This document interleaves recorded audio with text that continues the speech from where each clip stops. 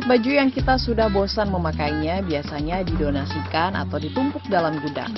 Pada akhirnya rusak serta tidak bisa dipakai lagi. Namun di tangan Yeni Purwati, warga Jalan Ikan Hiu 2A, Kelurahan Tunjung Sejar, Kecamatan Blimbing, Kota Malang, baju lama dapat dipakai lagi atau bahkan bisa dijual dengan nilai cukup tinggi. Di awal Maret lalu, Yeni melihat banyak baju-baju keluarganya yang sudah tidak dipakai. Ia pun mulai memutar otak agar baju-baju tersebut bisa dimanfaatkan kembali. Tercetuslah ide membatik dengan sistem eco-print. Dengan memanfaatkan bahan sederhana dan mudah didapat, yaitu dedaunan. Di awal April, Yeni mulai berkreasi dan mengajak beberapa ibu rumah tangga yang ada di sekitar rumahnya sembari mengajak bermain anak-anaknya. Dalam kreasi ini, Yeni memanfaatkan daun buah asem, daun belimbing, daun jeruk, daun pepaya, dan daun jati yang dibentuk sedemikian rupa. Kemudian dedaunan itu diletakkan di bawah kain atau baju yang hendak dibatik.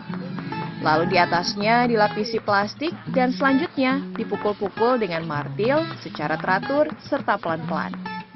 Setelah proses dirasa cukup, hasil eco-print dijemur selama 2 hari di tempat yang tidak terkena sinar matahari. Di hari ketiga, baju kemudian dibilas, dijemur, sebelum dipakai lagi atau bahkan dijual. Selain baju, kreasi ini dapat dibenamkan pada hijab maupun kain polos yang hendak dijahit menjadi baju. Dengan dibantu 3-4 orang ibu-ibu setiap hari, Yeni dapat membuat 4-7 kreasi baju lama.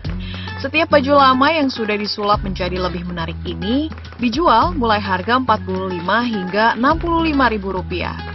Selain memproduksi, perempuan berhijab itu juga menerima pesanan membatik dengan tarif Rp30 hingga Rp50.000 tiap baju.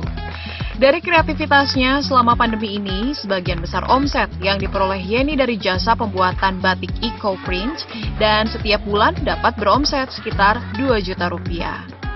Karena usaha yang digeluti ini masih seumur jagung, nantinya Yeni akan menggencarkan sebaran promosi terutama via daring, seperti melalui WhatsApp, Instagram, Facebook, dan Twitter. Selain itu, pemasaran juga tetap dilakukan secara konvensional, yaitu melalui anggota tim penggerak PKK yang ada di RT RW sekitar, sehingga kreasi ini lebih dikenal dan diminati lagi. Aduh, kalau wabah ini menurun drastis. Tapi ya tetap kita nggak putus asa, yang penting kita terus insya Allah. Tapi ya untuk jasa kita yang lebih mungkin kalau waktu pandemi ini banyak yang keinginan customer itu jasa aja. Jadi kalau kita produksi sendiri masih belum ini kalau yang pandemi ini. Kondisi penurunan yang cukup drastis itu ada solusi nggak sih Mbak? Supaya tetap bertahan gimana? Nah gini, solusinya dulu kita tidak buka jasa. Sekarang kita perluas untuk buka jasa ekonomi. Nah, itu tadi. Terus sebisa mungkin kita memperkenalkan, makanya ini saya sendiri mau bekerja sama dengan RT-RT yang lain yang ada di wilayah RW 1 ini. Karena sebetulnya ini kan awalnya hanya di sini aja, tapi karena pandemi ini bagaimana kita agar saling tahu, karena sosmed pun mungkin kan hanya sebagian mungkin orang luar, tapi yang di sini ini kan belum tahu.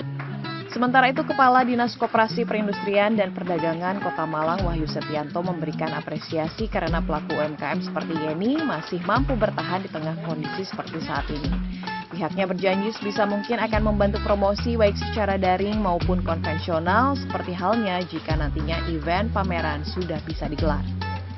Dan itu memang kita dorong dan itu juga termasuk yang sering kita promosikan. Jadi lewat pameran dan macam-macam. Alhamdulillah juga kita pantau ini selama COVID ini juga ternyata lewat belajar lewat online itu.